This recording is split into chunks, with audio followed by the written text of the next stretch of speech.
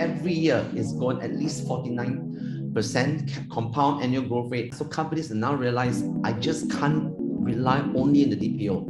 I need to rely on a bigger team. They want formal data protection qualifications. There was a realization all of a sudden that running a program is entirely different from setting up a program, and it's entirely different doing it in a new culture. Asia Pacific has pressed the reset button on data protection. If you have zero knowledge on PDPA, you can do two things. This is the 6th year that we're doing research on data protection jobs. The research is done by DPEX Center, which is the research and education arm of DPEX Network. We are joined by Kevin Shepherdson, CEO of Straits Interactive, and Lynn Boxall of Lynn Boxall LLC, a Singapore law firm specializing in data protection, privacy. I will be sharing with you shortly is the kind of jobs that are available. What are the profiles? I try to keep my ear very close to the ground, not so much on the law firm side of things, but on the in-house side of things. I see quite a lot of developments actually, and people are building their teams and making the jobs more senior. So they're good signs. The opportunities are not just in Singapore, but there's a wider implication from a regional perspective, because ASEAN will be one of the hottest regions for data protection laws. The Singapore government talks about Singapore exporting its talents, and this is one area where it can do it in very well, including now because we've all got so used to working online, which I think is a very good sign from a DPO point of view. Under Singapore's PDPA, there is a mandatory appointment of DPO. Organizations are expected to appoint a DPO, and these are all of the areas of responsibilities. This is an example for digital payments, and this is another example for a program manager. And as you can see, there are a lot of operational requirements, doing the risk management and so forth. If you do a straight line projection, you take this month, you times 12. So that would give you over 3,000 jobs. From a job posting perspective, there's an increase of 26%. We are seeing at least a 49% CAG every year is going at least 49% compound annual growth rate over 5 years. There are 3 different kinds of roles. The first one where organizations are looking for a dedicated DPO. Sole job is to do data protection only. There's also double hatting. You are the DPO and you are performing the DPO function, but you are also double hatting with other functions. So you could be in IT and a DPO, you could be HR, the HR manager. The last one we call the data protection role. Your primary role is not data protection, but in your function, you are supporting the DPO, you're part of the DPO team. You could be in marketing, and the marketing role could mention, knowledge and data protection is preferable. HR, you are required to support the data protection committee. The red one, as you can see, is the sole DPO, the dedicated DPO positions. And you will see that bigger organizations, the MNCs, the Great Eastern Life, the AIAs, the PayPals, the Google, this is interesting. This has grown by 54%. Bigger organizations are now requiring dedicated DPOs. Even more interesting is the gray one, data protection expertise. And this one has grown 94%. What does this mean? This shows that the bigger SMEs are probably growing their teams. They've got more people with a sole data DPO role, and they've got headcount. I think they're hiring people to help them get the programs going, keep the programs sustained. So companies now realize, I just can't rely only on the DPO.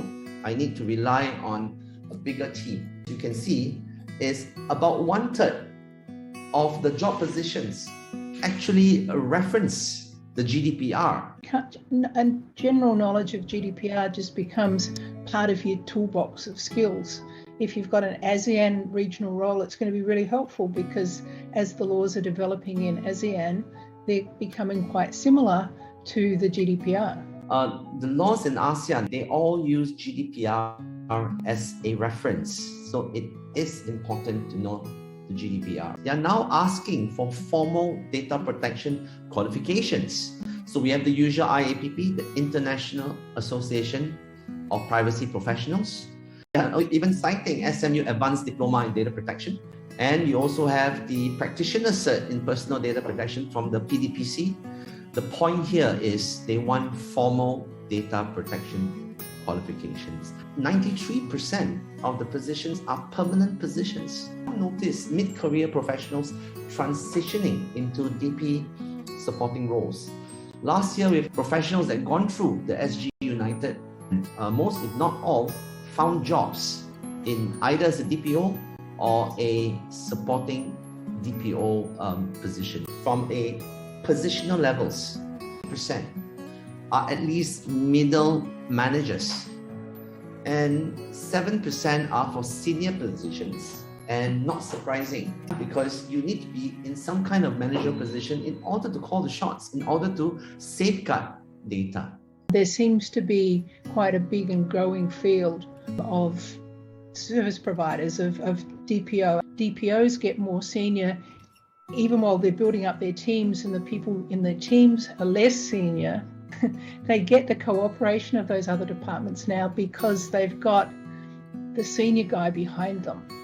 So the dynamics are changing in a way that's positive for the DPOs. From an industry sector or sectoral perspective, the business services are the ones that actually requiring the most data protection expertise. These are the accounting firms, the consulting firms providing services, may also cover professional services. Like your PwC, Deloitte's also looking for data protection consultants. Notice that the 13% here, these are your computer, electronics, software, and internet firms. And not surprising, they're the guys who could be your data intermediaries, your web hosting companies, your mobile app companies developing software. It's not surprising. We know that 50% of all breaches are due to the vendor, to the data intermediary causing trouble or not being compliant for that matter. What kind of experience are they looking for? Average experience that's required is about 3 years. MNCs, they were wanting to hire people with 8, 10, 12 years experience, was to bring in foreigners. What I see and hear, it didn't work out all that well because the foreigners they were bringing in from Europe had 8 and 10 years experience in running an established program in their own culture. There was a realization all of a sudden that running a program is entirely different from setting up a program, and it's entirely different doing it in a new culture.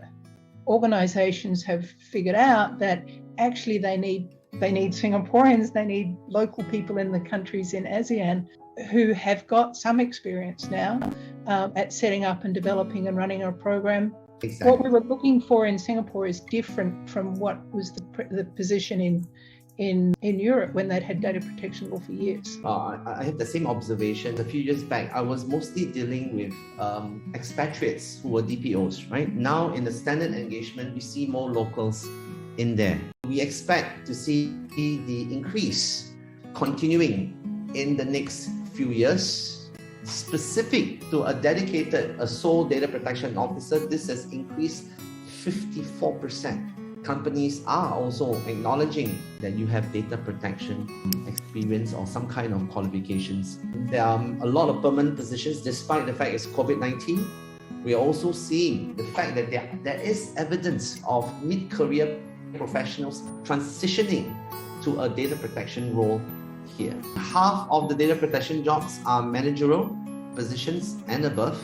We expect this to continue for 3 reasons. Digitalization is going to continue. The new amendments of the Singapore's PDPA. The change to make 10% of your turnover the penalty. So that you're talking about a 10% penalty of your revenues, or at least $1 million. There are going to be new data protection laws in this pandemic times. There's going to be continued shortage of formally trained DPOs. If you are a processor, you are a vendor, a data intermediary, you need to now take into account that when companies outsource to you, you should have that knowledge, the understanding of data protection requirements. We see increasing emphasis on the trust mark. And obviously, you need to consider data protection by default, proactively. Whichever function you have, please make sure you have that PDPA training, at least from an operational perspective, because that gives you a differentiation. And if you are into information security, take the ISO 27701. Take a look at all of the other countries here. Asia Pacific has pressed the reset button on data protection. The China law just went into force. India is, I think now they're discussing in parliament. Then we got Indonesia, same for Thailand. We picked up the newspapers in all the different countries. You can see there's demand for DPOs. You see the same demand in Europe. This is via LinkedIn. Here's how you get into the field of data protection. Whether you're in IT, HR, you need to know the knowledge of the laws. And that is where you notice we have this acronym called CUDS. What's more important to an organization is the skills, the practical skills, not just theory, but practice. This is what we call the Data Protection Management Program. Don't just take the left-hand side. You can find a lot of PDPA courses. The one on the right-hand side is the one that tells you how to comply. The left-hand side is what the PDPA is all about. The right-hand side is how to comply with the laws. If you are an individual here and you have zero knowledge on PDPA, you can do two things. It's no longer just about data protection. It's now about data governance. That's going to be important. There are 4 routes. For those of you who are not formally trained, take the academic route. That's your adult learning. Double hatting is a very difficult task for a DPO. How can this person who's double hatting convince their management that having a deputy or having a committee in that company would be a more holistic data protection approach? You've got to be figuring out, as Kevin just said, how to line up the overall goals of the business with getting this done. And I had an example a while ago, a couple of months ago, of somebody, they said, we've got to get penetration testing done, but it costs money. And this year, the last 3 years, the bosses said, no, we don't have any money. It's going to have to go until next year's budget. This is what you just said, Kevin. Put it on record. Dear boss, we just had this conversation where I said, we really do need to get penetration testing. Well, there's reasons. Recording that we don't have budget this year. We can talk about it next year. Just confirming that conversation. The boss comes back and goes, you know what? I've thought about it. Because he doesn't want to put himself on the line if something goes wrong. There's the evidence that I said no. So the final point is look out for all the PDPC breaches enforcement cases. Look out for ones that align to your organization, the ones that are in the same industry. And you say, boss, what if this happens to us? And actually it did happen, but it was a close shave. Use all of these, right, as evidence, right, that it could happen to the organization. Maybe you can share what companies actually are looking for. If they know what they're looking for, I'll be honest, they will ask for certification, some kind of benchmarking.